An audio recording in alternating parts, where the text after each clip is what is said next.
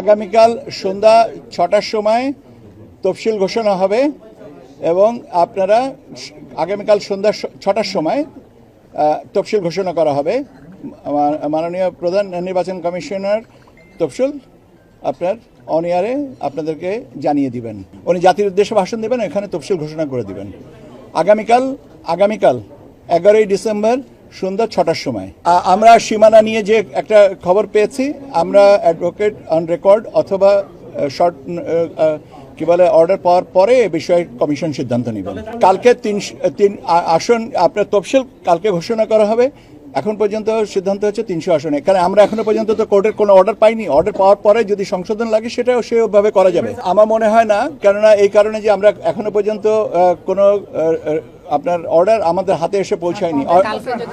ভাই আমরা পাই নাই, যখন যেটা পাইনি সেটার উপরে নিয়ে কথা বলার থেকে না বলাটাই ভালো।